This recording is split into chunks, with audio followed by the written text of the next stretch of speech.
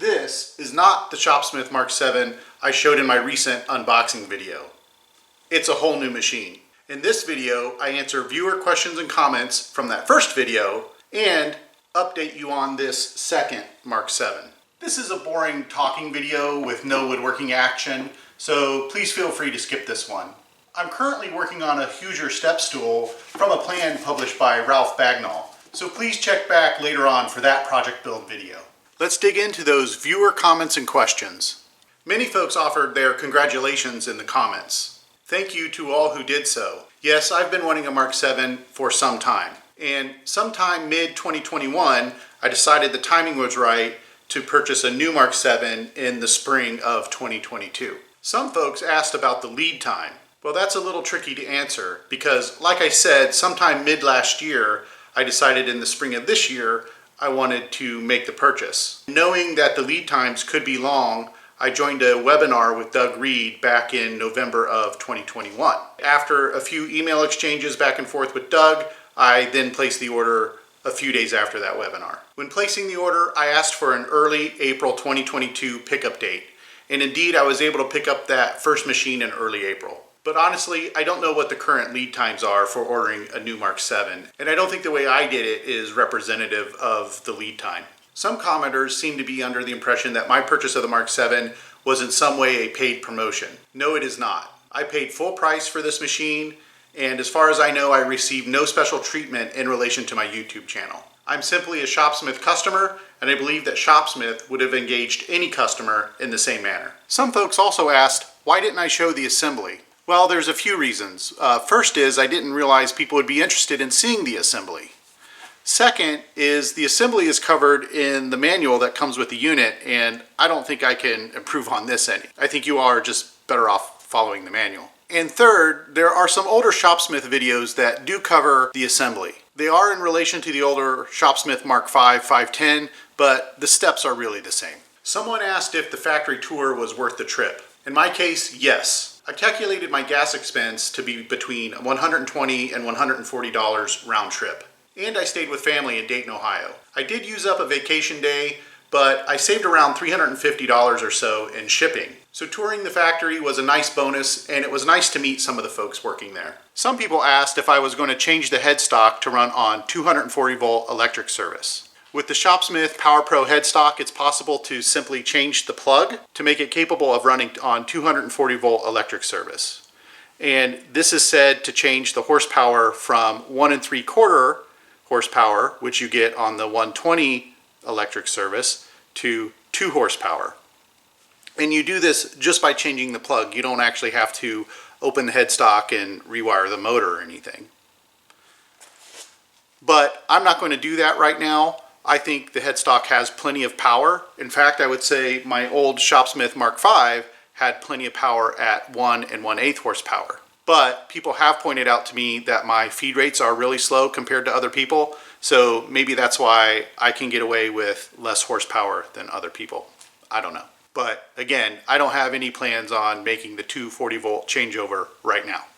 Another question, why not just update my existing Shopsmith Mark 5 Model 510 with all the upgrades necessary to bring it up to Mark 7 and save a little money while I'm at it? One thing I'll say is keep in mind that when you order a Shopsmith Mark 7 new, there are some discounts applied to the retail price. That discount can come in different forms, and Shopsmith may change it at any time, so I'm not going to go into any detail here. Please contact Shopsmith with those questions. And although I do like the Shopsmith 510 table system, I did want to experience the newer 520 table system as well.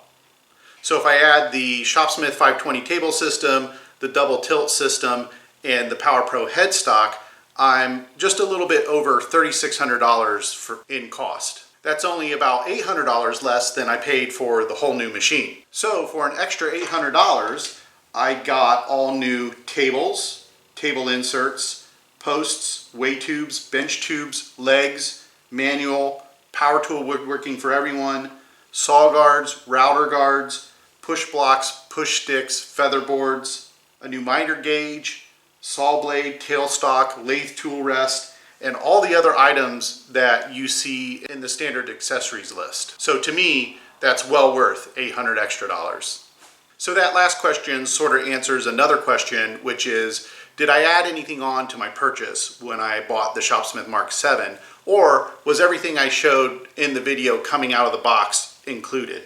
I made no extra purchases. Everything I showed in that first unboxing video was included. And you can check out the Shopsmith standard accessory list on Shopsmith's webpage to see a full list of everything. Some people asked, why didn't you get the free SPT or caster deal? When buying a new Mark 7, Shopsmith offers a couple of different discount deals. One is a percentage discount off the sticker price. Another is some free add-ons. Again, I don't want to go into the details on that. Please contact Shopsmith for more information. I chose the percentage discount deal because I already have all the accessories I need and I already have a premium set of casters. But if I needed a bandsaw, for example, I might have been really tempted by the free add-on deal. Another popular question was, what will you do with your old Shopsmith Mark 5 Model 510? Folks who've been following my channel know that I'm working out of my 2-car garage and my space is really limited, especially when I pull 2 cars in here. So that's why I scheduled this purchase for the springtime, so I have all summer to work out the new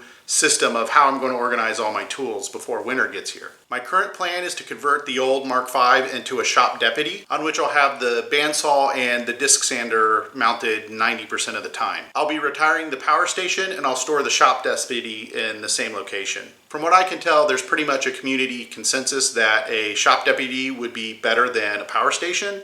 And if you look at the specs, I tend to agree, so I'm going to give that a try. I'll be building that this summer, so stay tuned for that video. Some viewers asked if I would cover a comparison between the Shopsmith 520 tables and the older 510 table system. Yes, I have plans to do a woodshop nerdery level table comparison, as well as comparing several other components. And since I knew I was getting a new Mark 7 this spring, over the last 6 months or so, I've been documenting some baseline performance characteristics of my old Shopsmith Mark 5. If you follow this channel, you may have seen my recent videos on vibration, heat, motor bog, feather guards, push blocks, and so forth that establish that baseline performance. That way I can do some follow-up testing on my Mark 7 to establish some comparisons to those Mark 5 performance characteristics. So if that would interest you, make sure you come back to the channel and look for those videos in the near future. Probably the most popular comment was that no, I was not being picky. The machine should be perfect given the price. These messages are in relation to comments I made in the first unboxing video on the first Mark 7. When I talked about some of the problems, I said I was being picky, but I had high expectations. Many of you disagreed with me that I was not being picky, but also agreed with me that my expectations were appropriately high. I want to say thanks to everyone who offered those notes of support. Also related to the quality problems I covered in the first video, many of you expressed confidence that Shopsmith would work hard to resolve those problems. I'll have more on that in a minute. Others commented with a good deal of surprise that I was able to find so many issues with my machine. Yes, I was surprised too, and again, I'll have more on that in a minute. A few people made a comment to the effect that they would not be as calm as I was in relation to the various problems I found as I was in the video. Some said something like, I should have known better for buying a Shopsmith, and other people said they would drag the machine back to the loading dock and drop it off and get their money back. Well, now we start to get into the difficult part of the conversation. I happen to believe that there's more than enough fake drama in the world. We seem to be in a place where simple differences of opinion lead to hateful or intolerant behavior to each other. I find it really unproductive and it does nothing but push people apart. So I'm not here to tear anybody apart or issue public rants filled with self-centered complaints. So please understand my point of view on that as I tell you the rest of the story. But what I can say is, off camera, I was fairly disappointed. After publishing that first video, I continued to use the first Shopsmith Mark 7 to complete some tasks on my Maker's Rock Let It Be album art cover build. And unfortunately, I continued to find additional issues. Like the initial set of issues, some of these additional issues were minor, but some of them were pretty serious. And taken all together, it started to paint a worrisome picture of the quality and control processes involved with making my machine. Honestly, I went from being disappointed to wondering if I had made a bad decision here. I documented all the issues with written paragraphs and photos and sent them to Shopsmith. I don't want to go into play-by-play detail here, but I will say that I was unwilling to disassemble the machine piece by piece, pack it up, ship it back to Shopsmith, wait for either a repair or a replacement, wait for that to be shipped, reassemble it before I could do any woodworking. And I drew a pretty firm line on that for Shopsmith. Bob Volker, the owner of Shopsmith, contacted me directly and promised to assemble a team to investigate these issues. To make a long story short, they did investigate all the issues, and they did set my mind at ease that I could trust Shopsmith with the next 10 to 20 years of my woodworking hobby, which I feel a machine of this price is a 10 to 20 year investment. The end result, at Mr. Folkerth's suggestion, was that I would return the first machine and they would build me a brand new machine from scratch. I accepted that solution, and a few weeks ago I dropped off that first Mark 7 and picked up this new Mark 7. So am I fully happy now that I have this new machine? Well, I'm getting closer and I think things look positive. The experience with the previous machine did make me a little more skeptical, but I do like the Shopsmith multi-purpose tool concept. I think it works well for my space, and I do like having the latest and greatest version. This one I can call nearly perfect. There are a few small things that my weird brain catches, but I'm not even going to mention it or bring it up in this video. They're just too small to really care about. So far, I have to say that this machine is very acceptable, but quite frankly, I'm going to put it through its paces within the 90-day return window. I do think I have to mention the time and expense I spent to pack up the old machine, drive it back down to Dayton, and pick up the new machine. I did spend a whole Sunday packing up the box again, loading it, and driving down, and I spent about another $120 to $140 in gas and took a vacation day. So there was some burden on me to help fix this problem. On the bright side, this machine was well aligned from the factory, and all the components I've interacted with so far looked really good. And assuming no other major snafus, I'm sure a year from now when I'm having fun making woodworking projects, these early troubles will be the furthest thing from my mind. So what went wrong with that first machine? How did so many quality problems make it into one box? I will say that Shopsmith seemed genuinely surprised too. The sense I got in speaking with them is that maybe one or two issues pop up here and there, but nothing like this. So I guess we have to consider that first machine sort of a black swan event. And really, only Shopsmith can fully answer what happened with that first machine. I will say the Shopsmith team did react positively and proactively to the list of problems that I scrutinized on that first machine. And I believe my documentation and analysis of these problems helped them in some way. I do encourage all customers to inform Shopsmith of any quality problems you find with their products.